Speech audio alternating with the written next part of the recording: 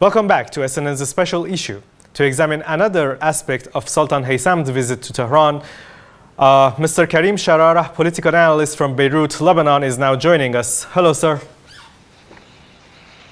Hello, thank you for having me. Thank you for joining us. One of the aspects of this visit is Oman's mediatory role in the regional developments, not just between Iran and the United States. And the Omani Sultan recently visited Egypt. I think it was May 18th, if I'm not mistaken.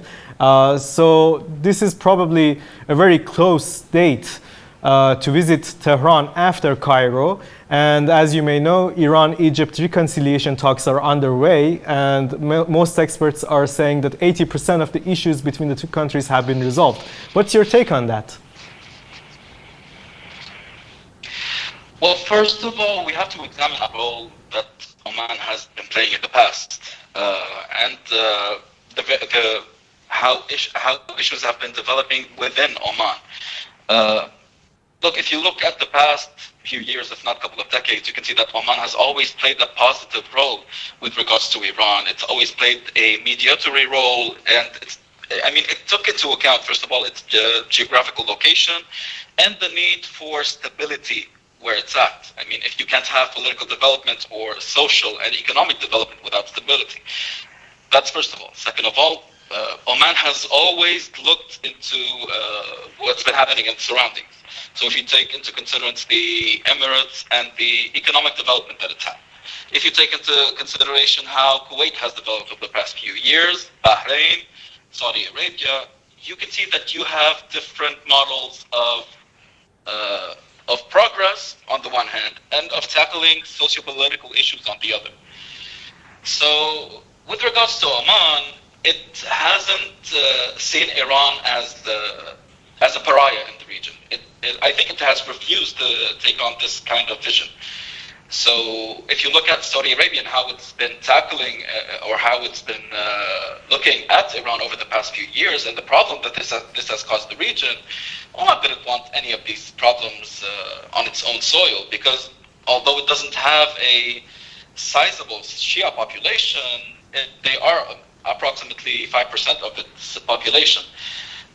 So if anything, Oman would rather have stability on its own soil, first of all. And second of all, it doesn't want any problems in its immediate neighborhood.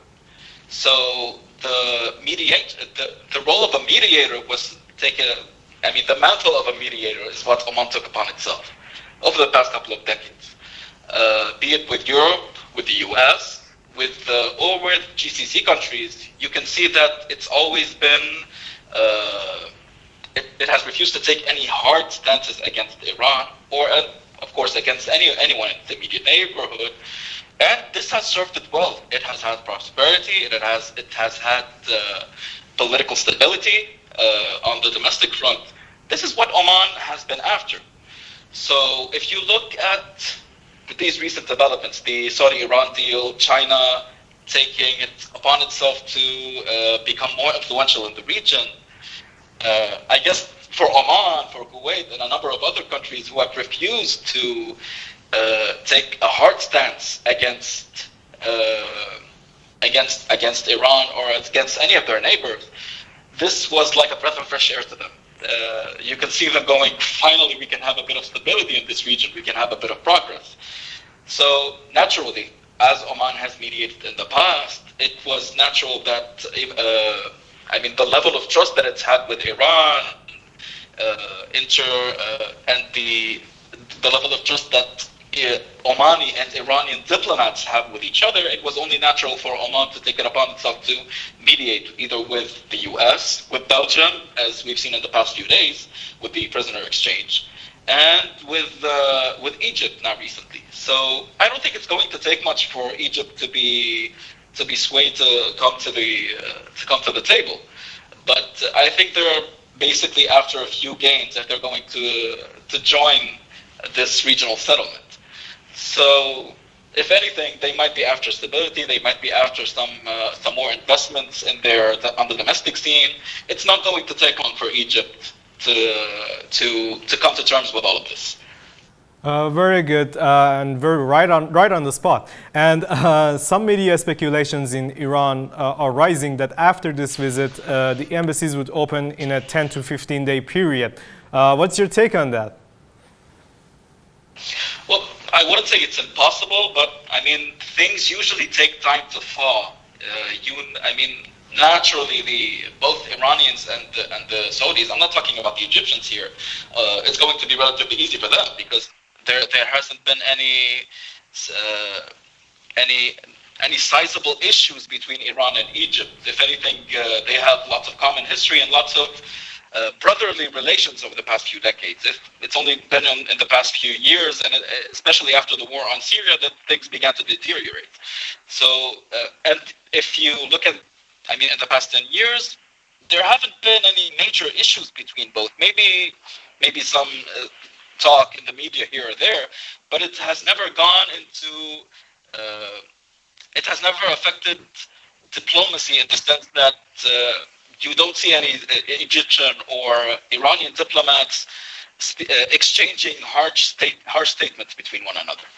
As for the Saudis and the rest, it's completely possible that within a couple of weeks that everything may be streamlined.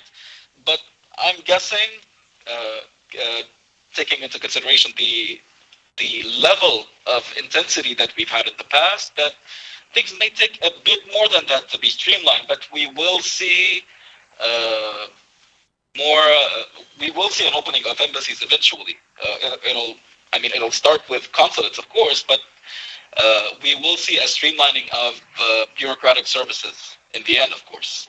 Very well, very concise and to the point. And if I may add, I think we're on the same page that this visit is of utmost importance, both regionally and internationally. What's your take on that? That would be my final question, if you don't mind. I think it's a sizable question as well. It's concise, but there's lots to unpack here. Look, there's a lot to take in. First of all, you have the American influence in the region, which is, of course, it's been dwindling ever since. You've had a uptick of American influence up till 2006. It began to deteriorate after 2006. You've had a restart with the war on Syria and with the problems that we've had in the region and the post 2011 period. But then the problem with empire is when you overextend yourself, you begin to have multiple issues at hand. A lot of unpack, a lot of things to deal with, and you don't have infinite resources. Of course, any empire in the course of history has had such issues. The Roman Empire overextended itself, the Mongol Empire overextended itself, so did the British Empire, and now you have the American Empire. It's still an empire. It still has a lot of influence around the world, but that influence is dwindling when you take on Russia and at the same time choose to take on China, while at the same time going for problems in this region. Well, of course, the Americans are going to have to take a step back from this region. And they want relative stability. I'm not going to say peace because they don't want peace in the region. They want presence. They want influence. Correct. But they would choose to step back. Well, the problem is that when you step back, someone else is going to come and fill this vacuum. It's really possible that it's highly probable that the Americans were. It's not just highly probable. It's a sure thing that the Americans miscalculated when they began to antagonize the Emirates and Saudi Arabia.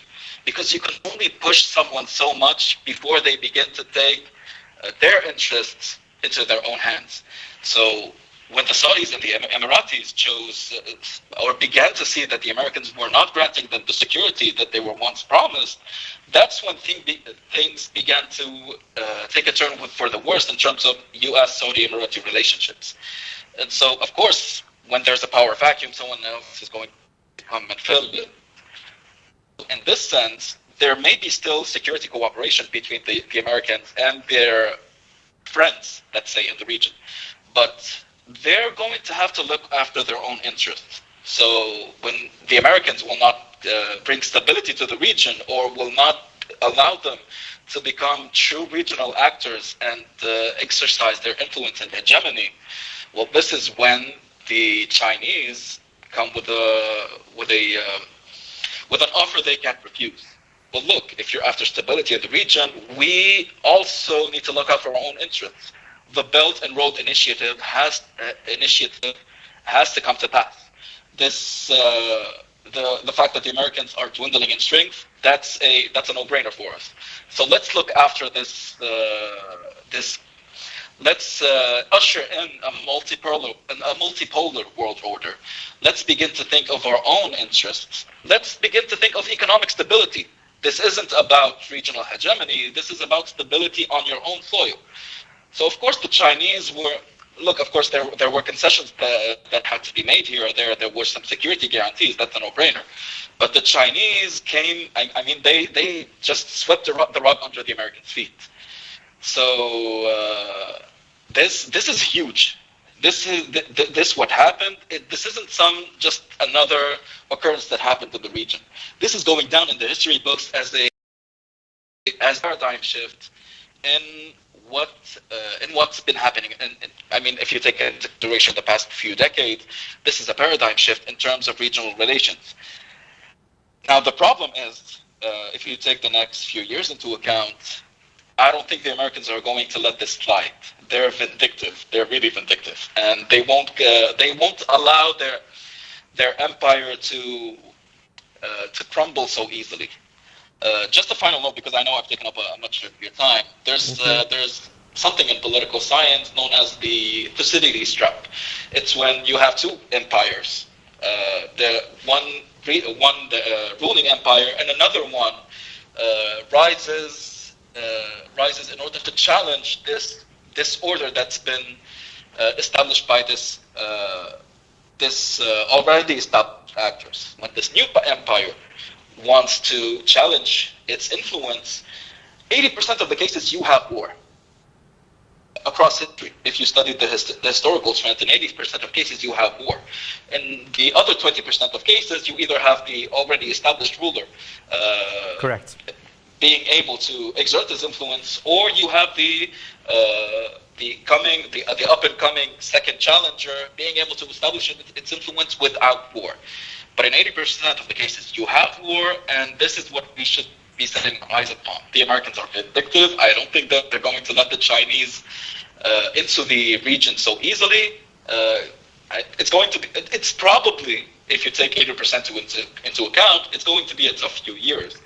So we're going to have to look out for security disturbances. And I think that's what the Saudis and Emiratis, I mean, they're going to have to up their intelligence and their counterintelligence if they want to escape any negative ramifications to their deal with the Chinese.